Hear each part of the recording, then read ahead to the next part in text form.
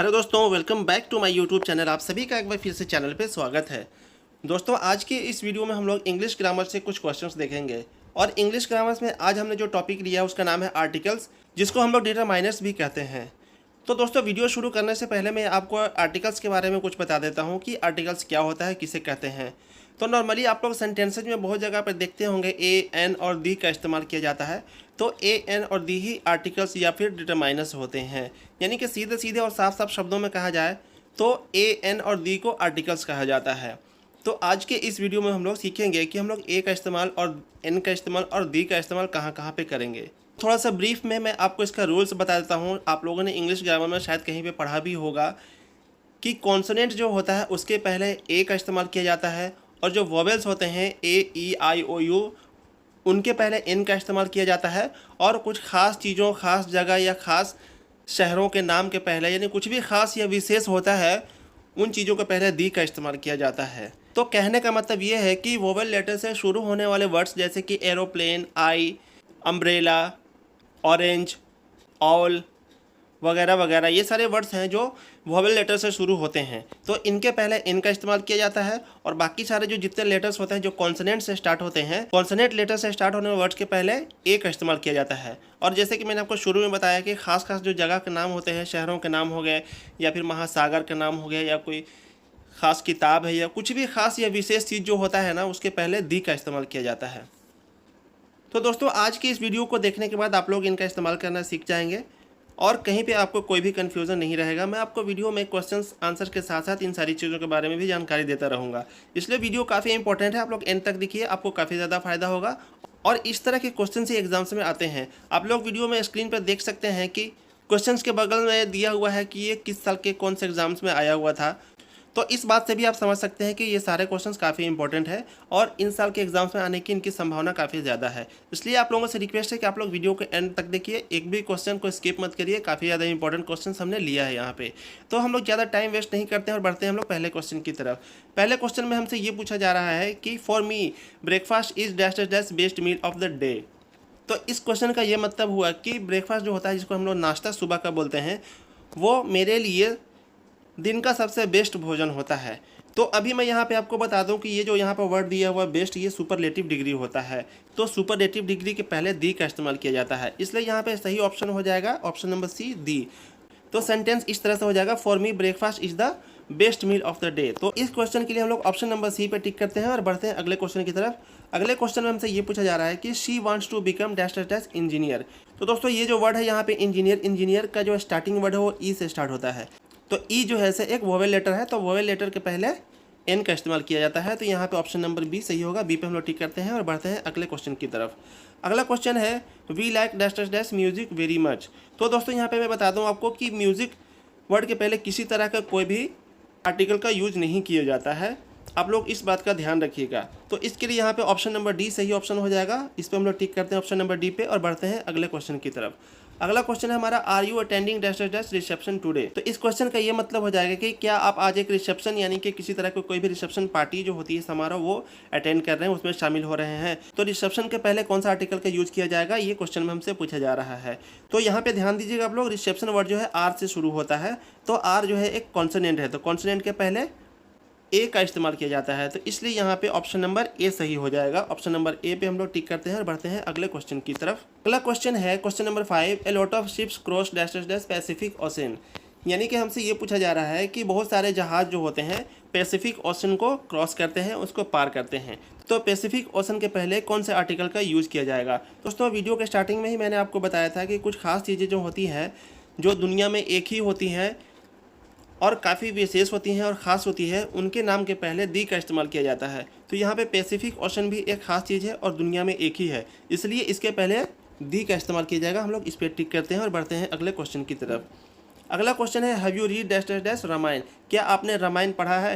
तो रामायण भी एक ख़ास किताब है, इसके जैसे दुनिया में और कोई किताब नहीं है, तो इसलिए इसके पहले भी दी का इस्तेमाल किया जाएगा। ऑप्शन नंबर सी सही हो जाएगा, have you read the Ramayana. अब हम लोग अगले क्वेश्चन की तरफ बढ़ते हैं। अगला क्वेश्चन है question number 7, please give me dash dash dash cake that is on the table. यानी कि मुझे वो वाला केक दो जो टेबल पर रखा हुआ है। यहाँ पे दोस्तों ध्यान दीजिएगा, अगर नॉर्मल केक रहता तो केक के पहले ए का इस्तेमाल होता है। लेकिन यहाँ पे एक ख़ास केक के बारे में बात हो रही है जो कि टेबल पर रखा हुआ है, यानी कि मुझे वो वाला केक दो जो कि टेबल पर रखा हुआ है। इसलिए यहाँ पर ये केक खास हो गया है। ख़ास चीज़ों के पहले दी का इस्तेमाल किया जाता है, इसलिए यहाँ पे ऑप्शन नंबर सी सही हो जाएगा, दी का इस्तेमाल किया जाएगा। Please give me the cake that is on the table.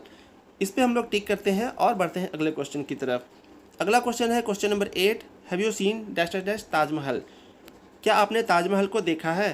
तो आप लोग जानते ही होंगे कि ताजमहल बहुत ही ख़ास है, बहुत ही इंपॉर्टेंट है, बहुत ही विशेष चीज़ है जो कि दुनिया में एक ही है। इसके अलावा दुनिया में और कहीं पे ताजमहल नहीं है। तो इसलिए बिना किसी डाउट के, बिना किसी शक व शुबा के इसके पहले दी का इस्तेमाल किया जाएगा, दी आर्टिकल का इस्तेमाल होगा। इसलिए ऑप्शन नंबर सी सही होगा यहाँ पे, have you seen the Taj Mahal. दोस्तों अगला क्वेश्चन है हमारा dash dash dash habit of reading books is good, यानी कि किताब पढ़ने की आदत एक अच्छी आदत है। तो दोस्तों यहाँ पर एक किसी खास आदत के बारे में बात हो रही है। खास आदत यानी यहाँ पे कि किताब पढ़ने की आदत, तो इसलिए यहाँ पर ये भी खास हो गया, इसलिए इसके पहले दी का इस्तेमाल किया जाएगा। ऑप्शन नंबर सी सही हो जाएगा, दी habit of reading books is good. किताब पढ़ने की आदत एक अच्छी आदत है। हम लोग इस पर टिक करते हैं और बढ़ते हैं अगले क्वेश्चन की तरफ। अगला क्वेश्चन है question number 10, dash dash dash sun rises in the dash dash dash east. तो दोस्तों सूरज भी दुनिया में एक ही है, इसलिए इसके पहले दी का इस्तेमाल किया जाएगा। और ईस्ट जो है, ईस्ट का मतलब पूरब होता है, तो दुनिया में पूरब भी एक ही है, इसलिए इसके पहले भी दी का इस्तेमाल किया जाएगा, the sun rises in the east. तो हम लोग यहाँ पे देखेंगे ऑप्शन नंबर सी में दी और दी दोनों दिया हुआ है, तो ऑप्शन नंबर सी सही हो जाएगा। ऑप्शन नंबर सी पे टिक करते हैं हम लोग और बढ़ते हैं अगले क्वेश्चन की तरफ। अगला क्वेश्चन है she is dash dash most beautiful girl, वह बहुत ही ज़्यादा खूबसूरत लड़की है। तो दोस्तों यहाँ पे भी सुपरलेटिव डिग्री मोस्ट का इस्तेमाल किया गया है। तो मैंने आपको शुरू में बताया था कि सुपरलेटिव डिग्री जो होती है उसके पहले दी का इस्तेमाल किया जाता है। तो यहाँ पे ऑप्शन नंबर सी सही हो जाएगा, ऑप्शन नंबर सी दी। इस पर हम लोग टिक करते हैं और बढ़ते हैं अगले क्वेश्चन की तरफ। तो दोस्तों हमारा अगला क्वेश्चन है question number 12, San Francisco is dash dash fine town, यानी कि सैन फ्रांसिस्को एक बहुत ही अच्छा शहर है। तो यहाँ पे कौन से आर्टिकल का इस्तेमाल किया जाएगा? तो यहाँ पे मैं आपको बता दूं कि फाइन टाउन है, फाइन टाउन यानी कि एफ से इस्तेमाल हो रहा है, जो कि एक कॉन्सोनेंट वर्ड है, कॉन्सोनेंट लेटर है। तो इसके पहले ऑप्शन नंबर बी ए का इस्तेमाल किया जाएगा, यानी कि San Francisco is a fine town. अगले क्वेश्चन की तरफ बढ़ते हैं हम लोग। क्वेश्चन नंबर 13 है she was killed in dash dash dash accident, यानी कि वह एक एक्सीडेंट में मारी गई। यहाँ पे किस आर्टिकल का इस्तेमाल किया जाएगा? तो दोस्तों एक्सीडेंट जो वर्ड है उसका पहला लेटर है ए से इस्तेमाल हो रहा है, यानी कि ये एक वोवेल लेटर है, तो इसके पहले एन का इस्तेमाल किया जाएगा। आपको मैंने बताया था कि वोवेल लेटर के पहले एन का इस्तेमाल किया जाता है। तो यहाँ पे ऑप्शन नंबर बी सही हो जाएगा, she was killed in an accident, वो एक एक्सीडेंट में मारी गई। अगला सवाल है dash dash dash pen is mightier than dash dash dash sword, यानी कि कलम जो है वो तलवार से ज़्यादा ताकतवर होती है। ये एक तरह की कहावत है, ये एक तरह का प्रोवर्ब है। तो दोस्तों यहाँ पे मैं एक बात बता दूं कि जो कहावत होते हैं उनमें दी का इस्तेमाल किया जाता है। तो यहाँ पे हो जाएगा the pen is mightier than the sword. तो यहाँ पे हम लोग देखेंगे ऑप्शन नंबर सी में दिया हुआ है दी, इसलिए ऑप्शन नंबर सी सही हो जाएगा। हम लोग इस पर टिक करते हैं और अगले सवाल की तरफ बढ़ते हैं। अगला क्वेश्चन है question number 15, get me dash dash dash kilo of rice from dash dash nearest grocer, यानी कि मुझे कुछ किलो चावल अपने नज़दीकी किराना दुकान से ला दो। तो दोस्तों यहाँ पे मैं आपको बता देता हूँ कि जो यूनिट होती है, इकाई, नापने की इकाई होती है या मापने की इकाई होती है, उसके पहले ए का इस्तेमाल किया जाता है।